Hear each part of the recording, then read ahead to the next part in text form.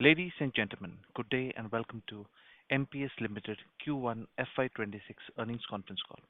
As a reminder, all participant lines will be in the listen-only mode, and there will be an opportunity for you to ask questions after the presentation concludes. Should you need assistance during the conference call, please signal an operator by pressing star then zero on your touchtone phone.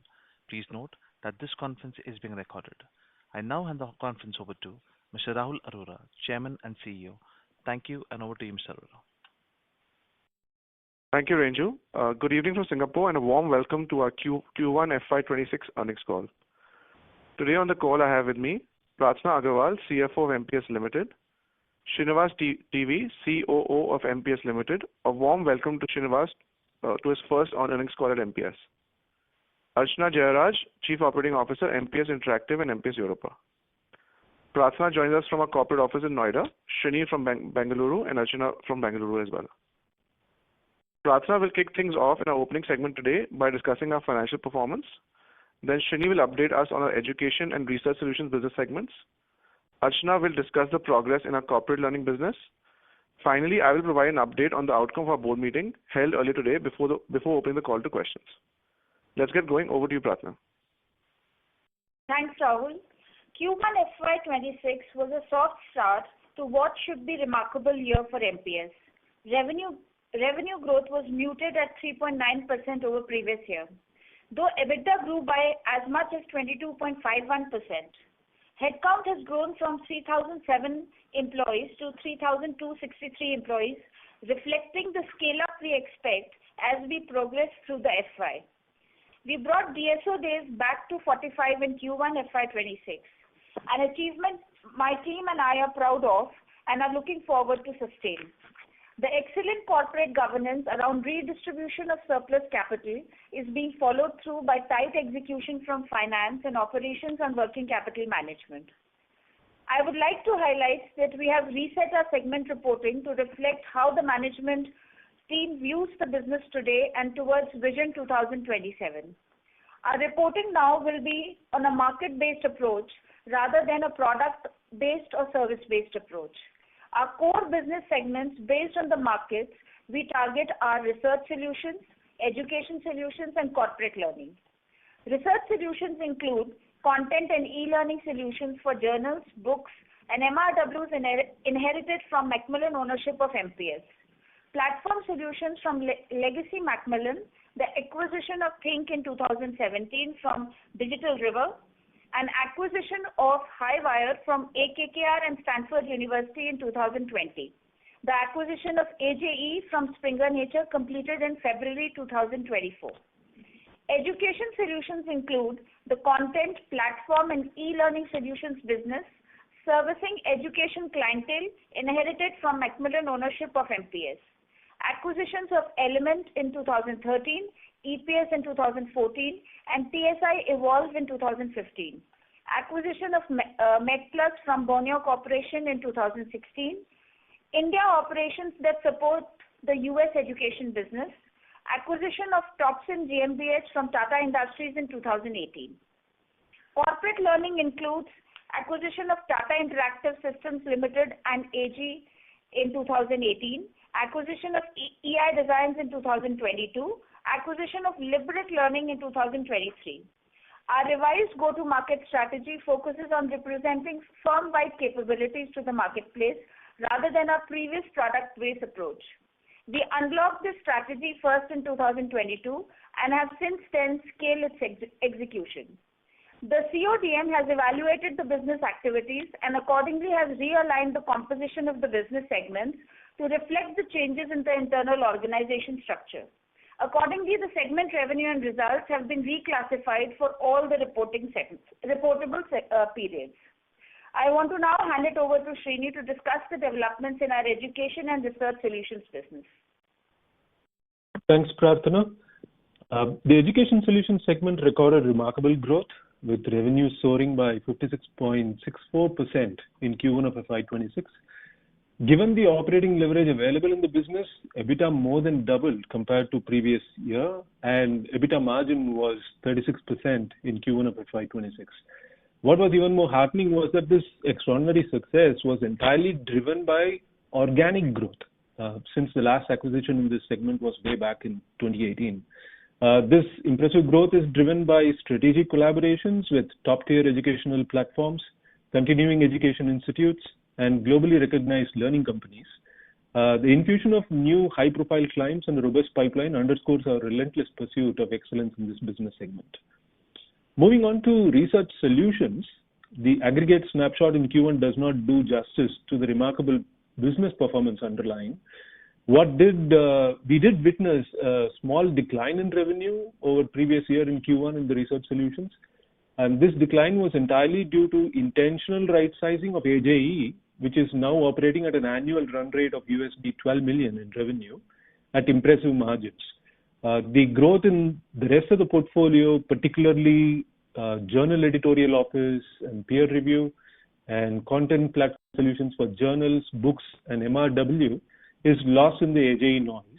However, for the diligent analyst, it does show up in EBITDA growth, which was nearly 10% in Q1 FY26 over previous year in research solutions business segment. The EBITDA growth was driven by unlocking of operational leverage due to impressive revenue growth in the non-AJE businesses in research solutions and a complete transformation of AJE, which, though truncated in size, is much healthier in margins, quality of revenue, and customer satisfaction. I would like to now hand it over to Archana to discuss impressive progress made in our e-learning business. Thanks, Srini. We entered FY26 with a clear focus on innovation-led differentiation and a deliberate effort to further tighten our operational levers for long-term stability in a dynamically evolving landscape. In Q1, that translated into decisive progress across both our product strategy and our efficiency agenda. Structurally, we continued to drive greater agility, reflected in a leaner team with headcount reduced from 288 in Q1 FY25 to 202 in Q1 FY26, while maintaining delivery strength and accountability. These shifts have allowed us to optimize workflows, improve throughput, and strengthen governance across projects. Innovation has been central to our agenda. We have expanded our suite of AI-powered client-facing tools, including interactive dashboards for real-time analytics and visibility, bots for operational excellence enablement, and the rollout of our Gen AI Studio, a growing ecosystem of curated free tools for both internal and external use. These initiatives are already opening doors to larger and more strategic conversations and are laying the groundwork for scalable, differentiated revenue in the quarters ahead. On the solutioning front, we launched offerings such as adaptive learning pathways and CAM simulations, tailored to address diverse enterprise needs in a range of domains across FMCG, energy, and the public sector. Across the various entities, we onboarded 12 new customer logos in Q1. Early strategic bets are beginning to convert into tangible outcomes, including the earlier invitation to join a prestigious conglomerate supplier panel, now resulting in work north of $1 million to be executed in 2025, and an experience center project valued at $850K. In summary, we are moving with intent, we are innovating boldly, delivering intelligently, and scaling with precision. We're building for resilience, not reaction, and that long-term discipline gives us confidence in our FY26 trajectory. I would like to now hand it over to Rahul to conclude this opening section. Thanks, Archana, and thank you for the rich update, team. Q1 was soft for MPS, particularly in the context of what we expect to be a banner year. Though the headlines brush over some strong indicators, AJE has declined in Q1, but other things have not. Firstly, North America is growing again for us. After dipping to 45% of our total revenue same time last year, we saw a major bounce back in Q1 FY26, with the geography accounting for 51% of our consolidated revenue. So North America is growing. With 60% type of growth in education business was entirely organic. We now have a superior profile of customers, including top-tier educational platforms, continuing education institutes, and globally recognized learning companies. Coming to our research solutions business, margins in research solutions continue to expand despite a one-time contraction in AJE, which was well planned and very intentional. In the corporate learning business, order book and pipeline is moving in the right direction with some sizable orders around the corner. our total headcount has increased, reflecting what we expect as we progress through this year. Finally, we have a robust acquisition pipeline that should result in multiple deals in FY26. Let's now move to board outcomes. Firstly, I'd like to talk about the scheme of amalgamation. I'm pleased to announce that the board has approved the amalgamation of ADI BPO Services Limited with MPS Limited, subject to stock exchange, statutory, and other requisite approvals. As ADI BPO is the holding and promoter company of MPS, this merger will simplify the shareholding structure, enhance operational flexibility, and strengthen direct promoter alignment, all without affecting public shareholding. The removal of the intermediate holding company eliminates structural complexity and overcomes restrictions under current laying rules, clearing the path for inorganic growth for MPS and better strategic execution. This is a key step in building a more agile, growth-focused, and efficient organization. Next, I'd like to talk about restructuring of the overseas subsidiary, transfer of shareholding in MPS Europa AG to MPS Interactive Systems. In continuation, I'm pleased to share that the board has also granted its in-principle approval for the restructuring of our overseas subsidiary, MPS Europa AG, through the transfer of its entire shareholding to MPS Interactive Systems Limited, another material wholly owned subsidiary of MPS. This strategic realignment is a first step that could consolidate the group's e-learning business under a single focus entity, thereby enabling a unified, scalable, and globally competitive e-learning solutions platform with the potential to unlock operational synergies, revenue synergies, streamlining governance, and enhancing global market positioning. MPS Europa AG will now operate as a step-down subsidiary of MPS Interactive Systems, enabling a more streamlined structure and sharper execution capability within the corporate learning vertical. The transaction will be executed at arm's length and remain subject to valuation, due diligence, and requisite regulatory and statutory approvals. Let's now open the call to questions. Thank you. We will now begin the question and answer session. Anyone who wishes to ask a question may press star and one on your touch-tone telephone. If you wish to remove yourself from the question queue, you may press star and two.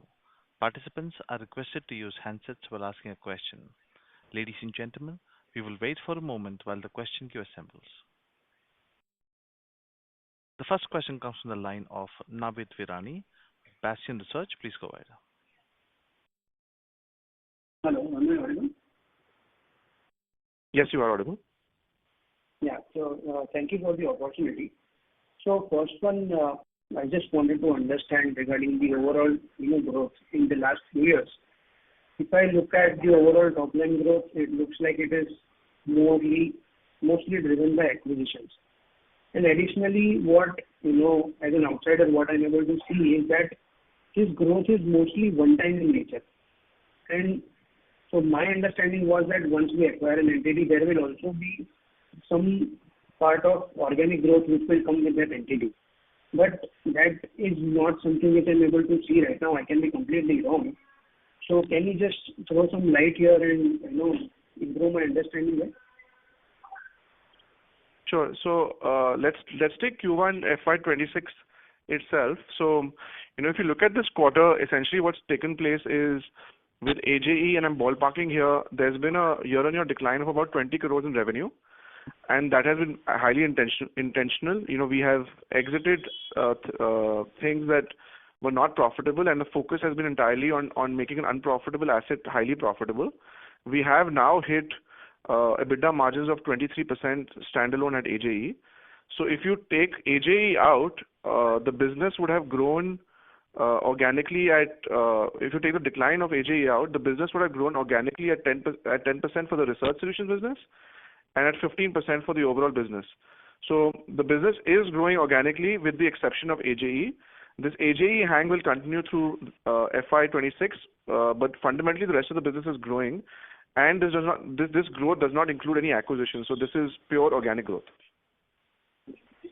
Perfect. So if I understood your answer correctly, what you're saying is that we are still taking some measures in terms of quantity of revenue as far as AJE is concerned, but the profitability will continue to improve if I look at AJE at a standalone basis. Is that understanding correct? Correct. So like I said, keeping AJE aside, the business is growing organically at 10-15%. With AJE, as a result, the growth is fairly flat for this particular quarter. AJE standalone, like I said, is about 23% EBITDA margin in Q1. This will continue to improve as we progress through the year, north of 30%. The research solutions business, where AJE is currently situated, without AJE is operating at 40% EBITDA margin. So again, just to give the margin numbers, AJE standalone today is 23%, heading to north of 30% very soon.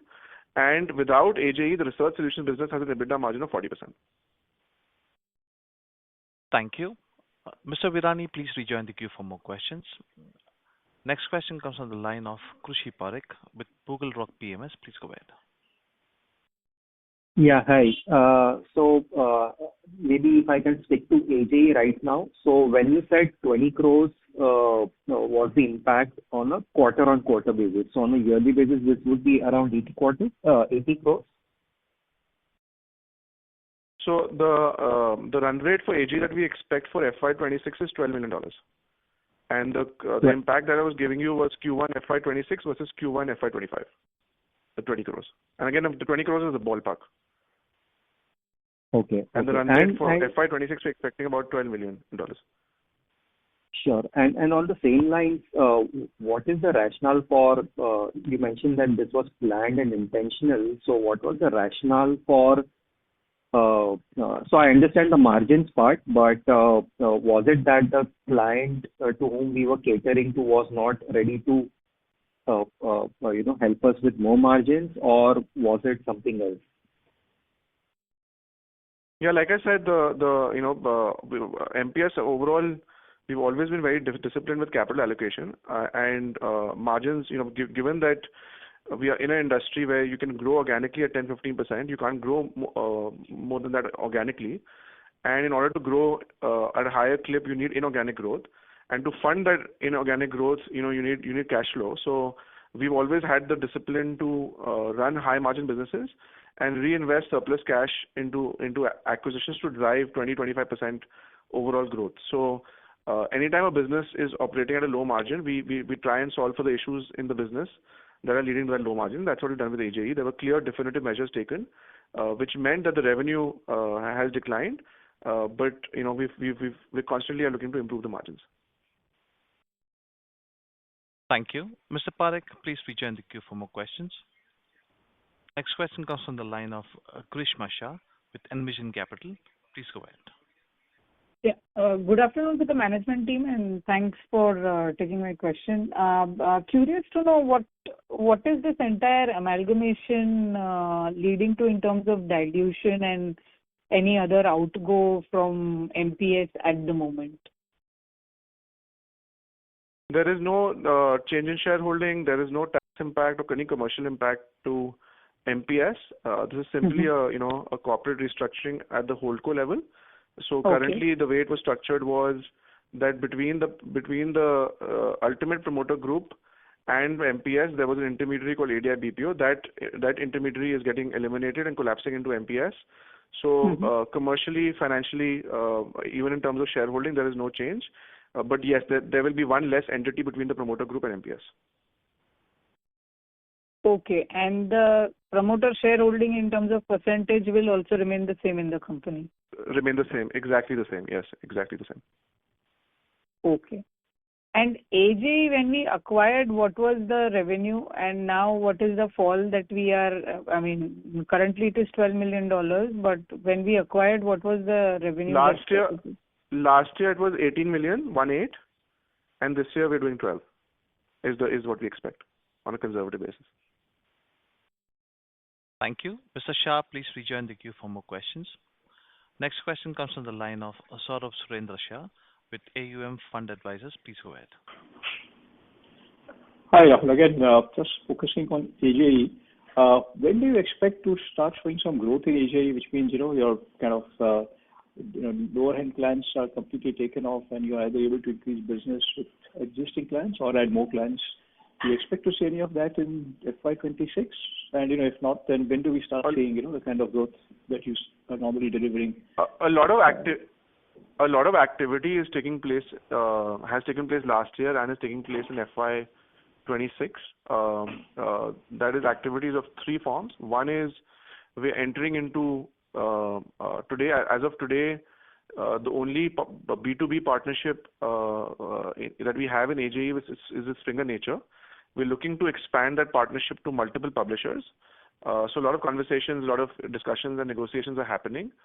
So we expect more B2B revenue.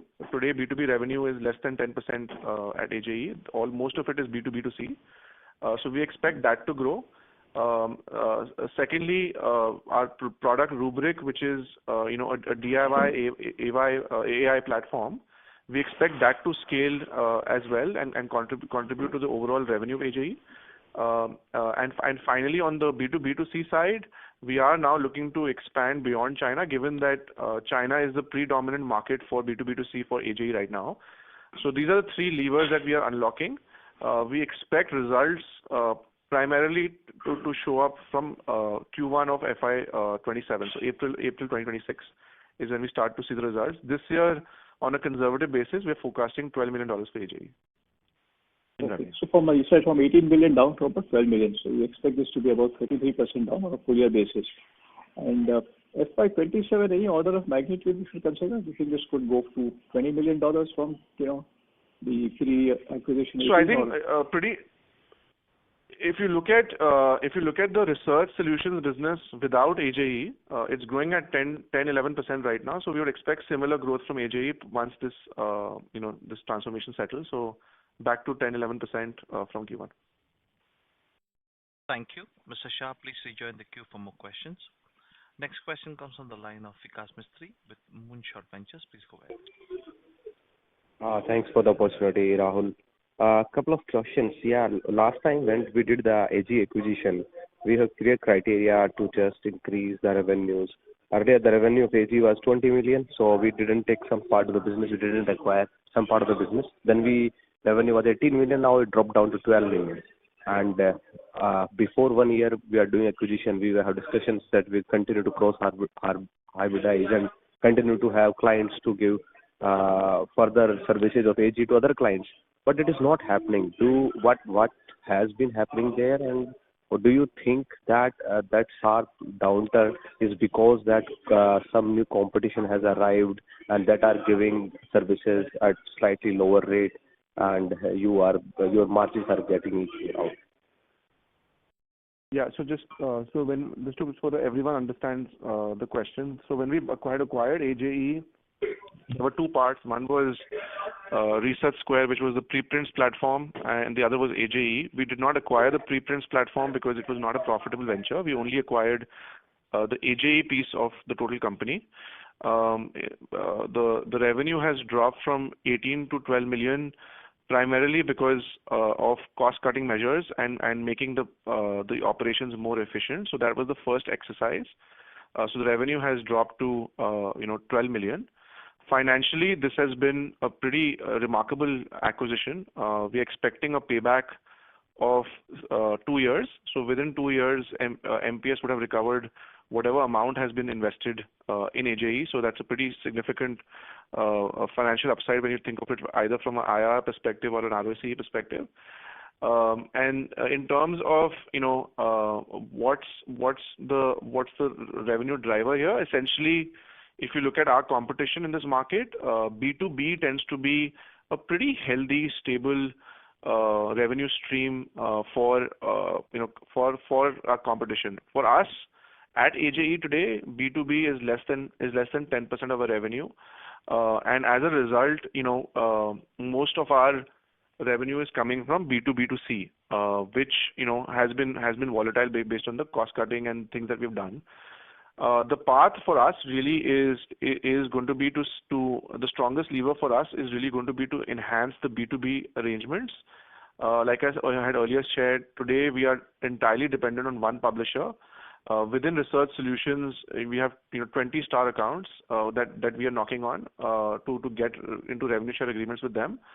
Unlike other parts of our business where we essentially supply services and solutions and in return get compensated, this is a different type of arrangement that requires more time and strategic discussion because we are essentially entering into a partnership with our customers where they divert inbound inquiries about content services to us at AJE.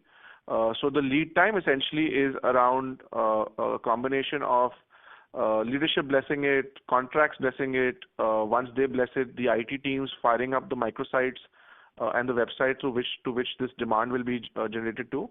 So a lot of setup and groundwork that needs to be done in order to get these B2B partnerships on the way. So like I was commenting on the previous question, we expect to use this financial year to form those partnerships, but really start to execute on the demand from those partnerships from next financial year. Yeah, that's totally understandable, at least on lead time side. But we are surprised that you are saying the recovery will take at least one more year. So either we have not done any work on the first year of acquisition, or we are moving slow, because 2 years in a world where everything is moving so fast. I think there is a need to understand the domain and the overall construct of the market. Like I described already, without AJE, the business is growing. The research solutions business is growing at 10 to 15%. I don't think MPS has ever been slow at anything. I think we have a very strong track record over the last decade. I don't think we are slow movers at all. It is a function of developing capability, a function of the customer entering into a partnership. Remember, these are not client-vendor relationships. These are partnership agreements, and they take time to set up and require sometimes even board approval from the customer side. So yes, it requires an understanding of the nuance of this setup. Thank you. Mr. Mistry, please rejoin the queue for more questions.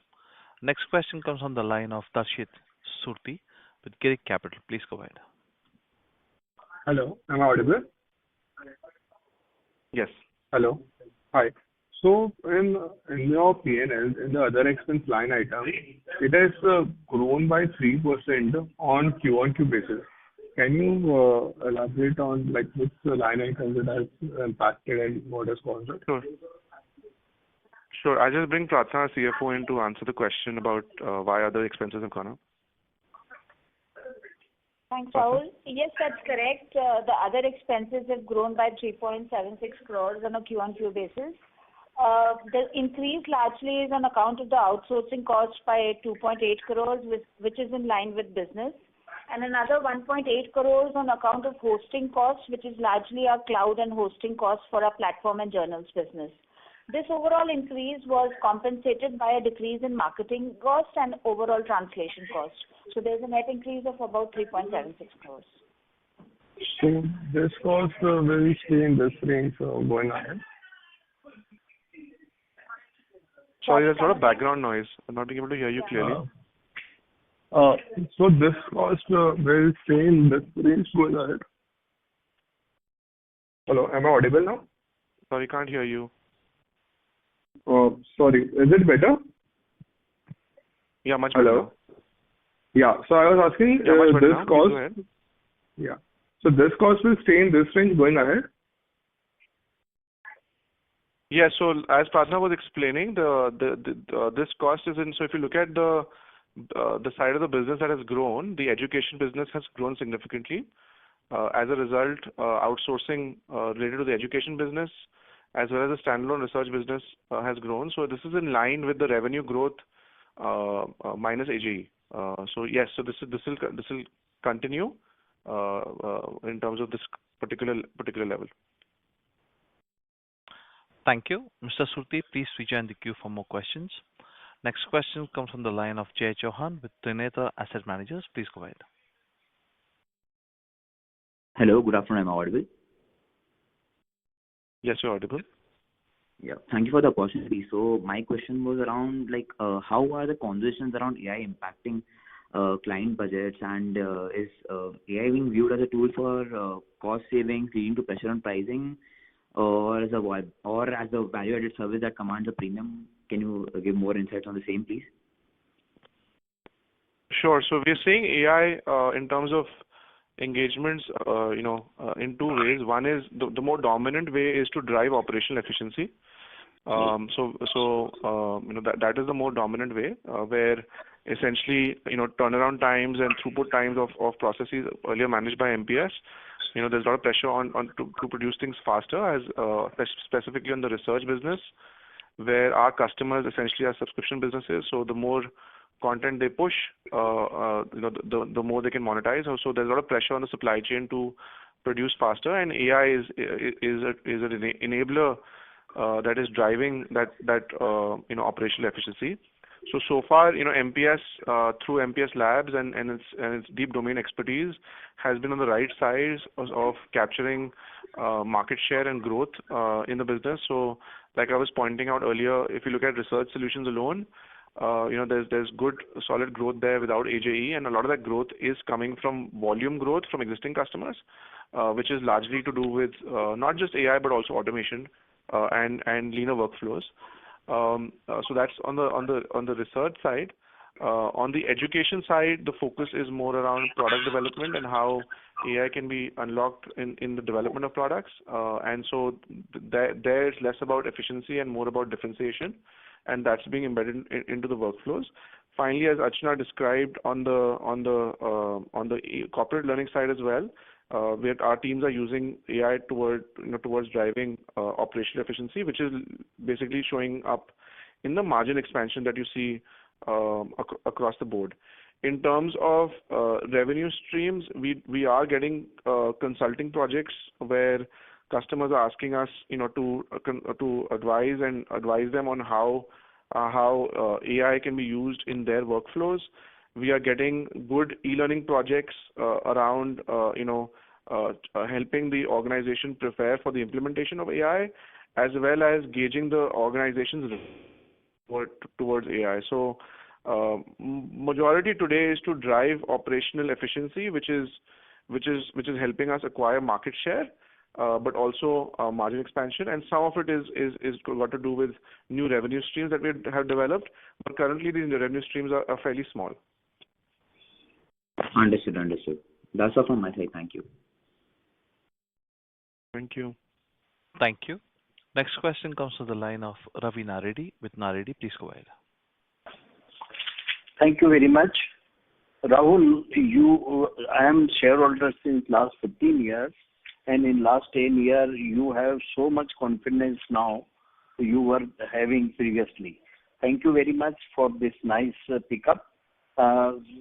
Sir, this corporate learning volume down 32%, so any specific reason? Yeah, so I'll let Archana to come in to talk about the turnaround she's orchestrating on the corporate learning side. But essentially, we have very intentionally started to turn around the corporate learning division. Our plan was to turn the whole thing around by Q1 and start to see some revenue growth through Q2. We are possibly, trending one quarter behind, but overall, margins have started to look better. Q2 margins look pretty good too, and things are operating fairly to plan. So I'll let Archana come in and talk more about the corporate learning business. Thank you, Rahul. So continuing on to what Rahul mentioned, in Q1, we in fact had, threefold priority. So the first was, of course, to continue strengthening our operational foundation so that we could continue expanding margins as planned. And in parallel, we also accelerated our innovation, especially around AI. So we have built a suite of AI-powered learning tools that could also be offered to our customers, in addition to enhancing our own in-house operational efficiency. And the third is, of course, we're also focused on a strategic growth opportunity, and we believe that this will have a significant upside in the quarters to come. Given all of this, yes, we... Okay. Second, whatever target you gave for 2028-29, 5 years ago, it is intact? Yes, absolutely intact, and hoping to give a very strong guidance next quarter for FY26 as well. I understand everyone at all the shareholder base and everyone who follows MPS has now seen 6-8 quarters of phenomenal growth, and this appears to be a stutter. I actually came prepared to share a very strong guidance for FY26. My CFO said no, we'll share it next quarter. So next quarter, we'll also give you a guidance for FY26. But overall, we are very confident about this financial year. Like I said, the troubles in Q1 are, I won't call it troubles, are fairly, the muted growth in Q1 is fairly limited to, the decline as a result of AJE and the softness in the corporate learning business. But overall, very, very bullish about Vision 2027 and extremely confident about FY26, and we'll share guidance on the next earnings call. Thank you. Mr. Naredi, please rejoin the queue for more questions. Next question comes from the line of Rahul Jain with Dolat Capital. Please go ahead. Yeah, hi. I have a two-part question. Firstly, of course, you partially mentioned that you would like to come out with an official guidance probably in quarter two. But you also said in some other interaction, there is some other answer that the X of AGE, the business has already grown 10%. And you expect the AGE business also to post normalization into this growth trajectory. So is it safer to assume that 10-12% growth should not be a problem X of AGE this year, and that should be the going forward run rate for the growth, irrespective of the macro that we are facing? Correct. In fact, the macros, if you see our education business segment, so absolutely correct, Rahul, on the observation. And with respect to the macros, macros for us actually have been more favorable. So if you look at our education business segment, which has no acquisitions, the last acquisition that we did in the education vertical was back in 2018 of TopSim GmbH. That business has almost grown at 60%. So, and a lot of that has to do with the macro environment, but because typically in such environments, there's a lot of emphasis on education, particularly higher education in the US.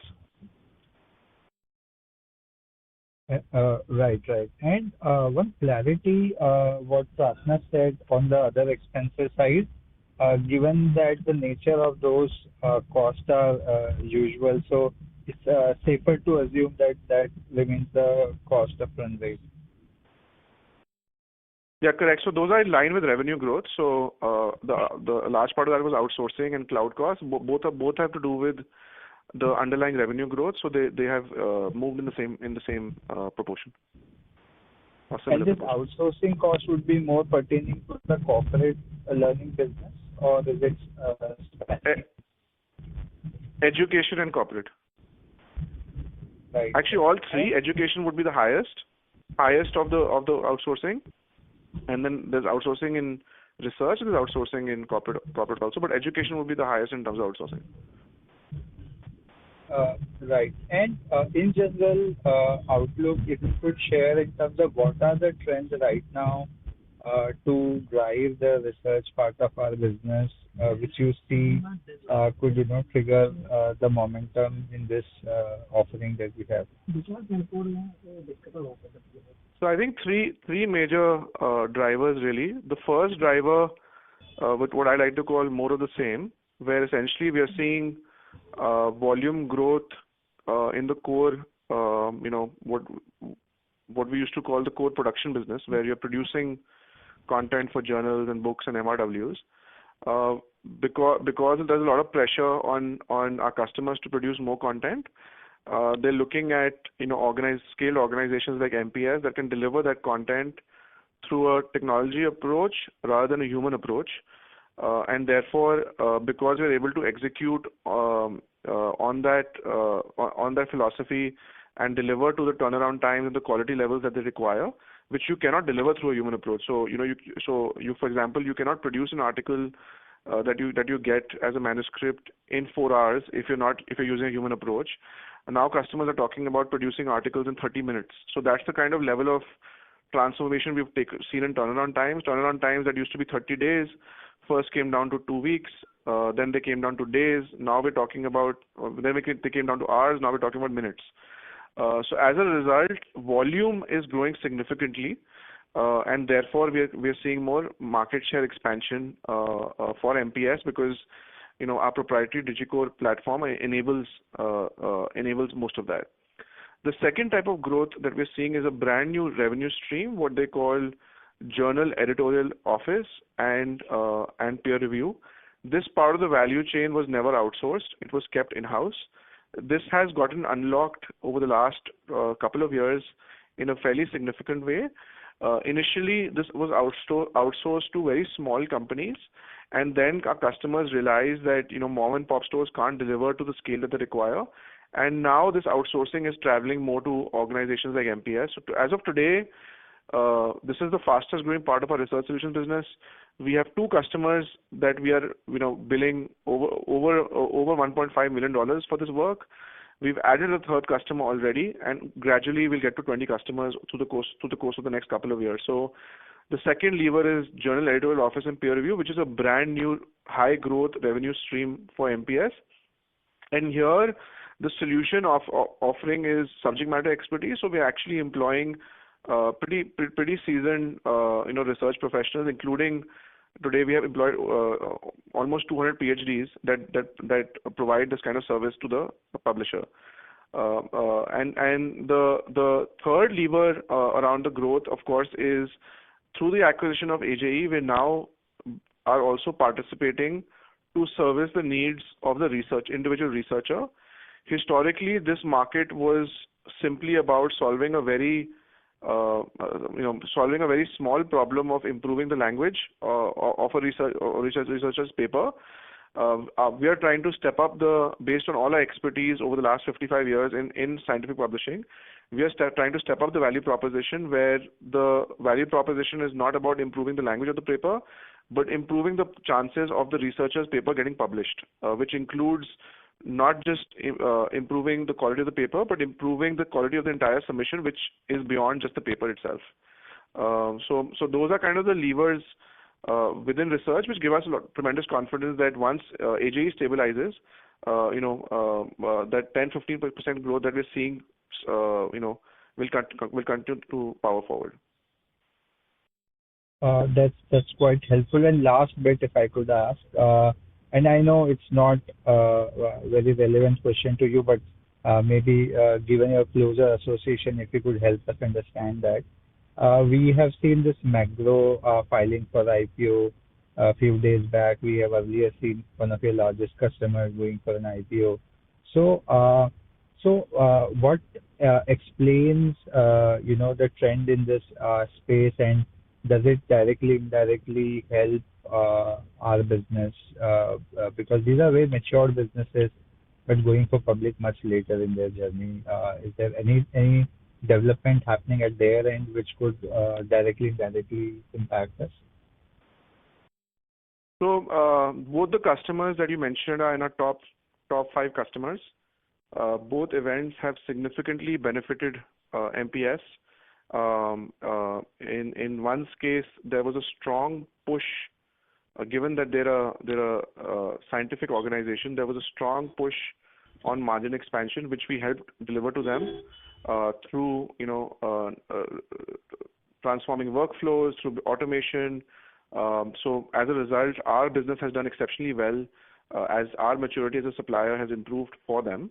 So revenue with them has grown over 20% between them filing for the IPO and actually the IPO actually happening.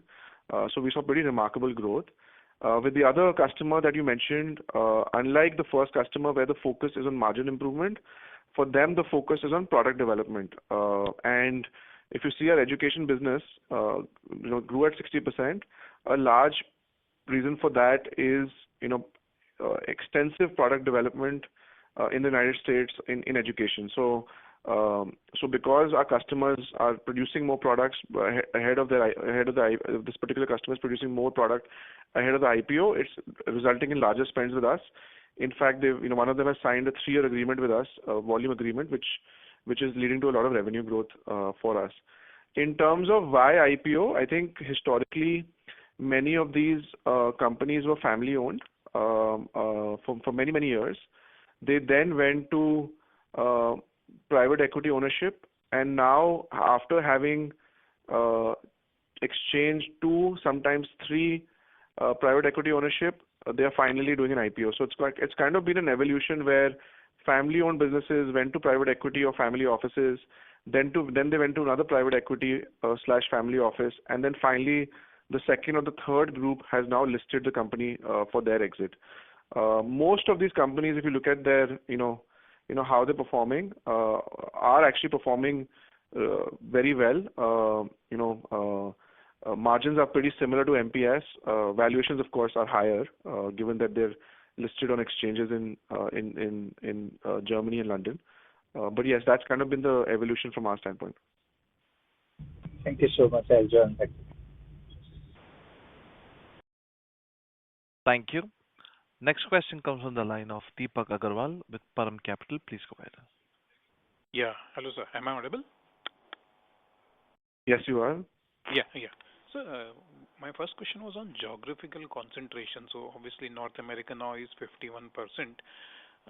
Where do you see this settling? So, is this a fair number, or it could still go up further for North America specifically? Yeah, so the business segment that has the highest kind of exposure, I won't call it biggest exposure to North America is the education business, and as a result, as the proportion of the education business is increasing, North America is becoming a more important geography again. Corporate learning as well, we're expecting the next wave of growth to come from North America. My guess is that we'll probably settle closer to 60% as 60-65% even as growth continues to kick in. And do remember that North American revenue tends to be the highest margin revenue in the overall portfolio. So yes, we had a bit of a change when we acquired AJE, where a large proportion was Asia Pac, particularly China. But I think finally this settles at North America being 60-65%. Got it. And so my second question was on the number of clients built. So we do see a substantial dip. So is it that you have mentioned that clients built excluding B2C customers? So is it we are looking like on like, or is it say 514 in Q1 FY25 had those customers and now we don't have? Yeah, it's apples to apples. Yes, and wherever we have unprofitable partnerships, we tend to exit them. So, we're very disciplined in terms of making sure that whatever customers we're serving, those relationships are profitable. So, and that's why you also see as you compare number of clients build dropping, you also see margin expansion, and that's the reason for that. Thank you, Mr. Agarwal. Please rejoin the queue for more questions. Next question comes from the line of Abhilasha Satale with Quantum AMC. Please go ahead. Yeah. Thank you for taking my question.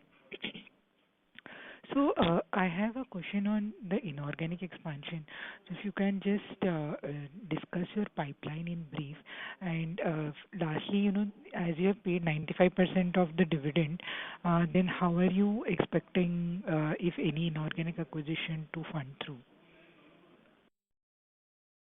Yeah. So first, I think the pipeline is very robust. Any given point of time, we're always evaluating multiple deals. At this point, we have 3 deals that are at a very advanced stage. So we're hopeful that some of them or most of them will conclude this financial year. So looking forward to that. In terms of the type of acquisitions, we are primarily looking at education as the market, which is basically these are the intersection of education and technology. So these are the markets that we're looking at, and we're looking at companies that have at least $10 million of revenue and at least 15% EBITDA margin, and that have some tailwinds. So that's the kind of assets that we're looking at. In terms of financing these acquisitions, unlike previously where our philosophy was to acquire and operate, in these cases, we're looking to invest and support the management teams and the promoters. So because we will most likely be acquiring majority stake and not the entire company, the outlay will be lower. So it could be anything from 51% to 60% kind of range in the first kind of tranche. And in terms of cash, in terms of how we're going to fund this, obviously, there's cash accruals, but there's also, we're open to raising debt if that is something that we need to do. And we've stated before that up to 150 crores of debt we're fairly comfortable taking on.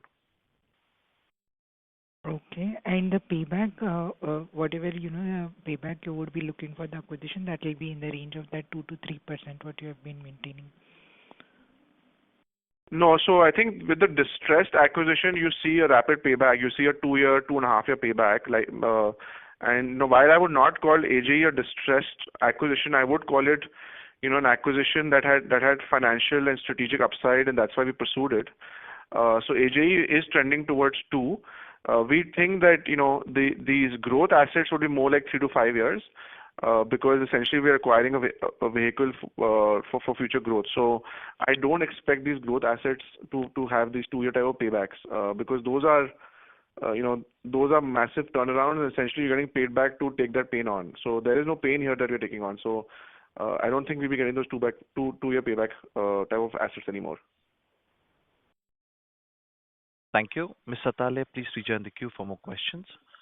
Next question comes from the line of Arjun Balkrishnan, an individual investor. Please go ahead. Yeah, hi, Rahul. Thanks. Continuing on the acquisition pipeline, can you give any idea about is it going to be in the first half or the second half? No, that's very, very forward-looking, price-sensitive information. I can't share that information. We are trying our best to close whatever we can this financial year. Okay. Second question I had was the stock, is very liquid in the market. I don't know how much, you care about the market, but I'm not sure how much you care about the liquidity. But it's highly liquid. I don't normally think about stocks, but this is, today you can see the reaction has been quite, the results have not been so bad for an adverse reaction. It's all down to liquidity. Is there a possibility to consider a split to increase liquidity? Otherwise, it's very hard to acquire more shares, without being careful.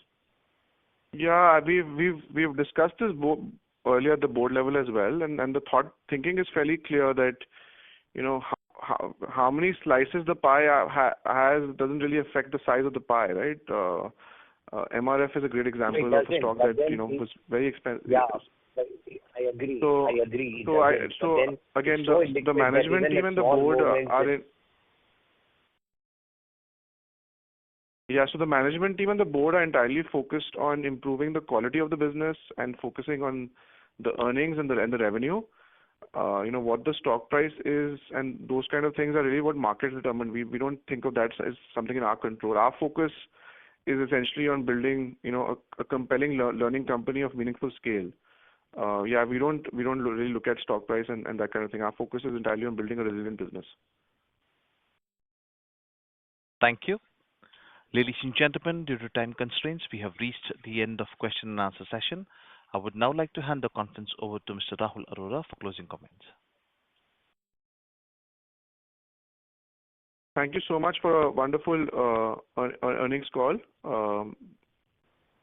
Look forward to your active participation subsequently as well.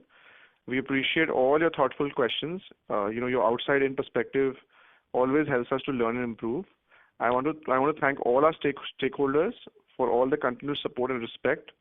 Our journey together has been quite remarkable, and looking forward to taking your confidence forward and supercharging the scale of this company. I look forward to your continued support, feedback, and partnership mindset. Thank you so much. Thank you. On behalf of MPS Limited, that concludes this conference. Thank you for joining us. You may now disconnect your lines.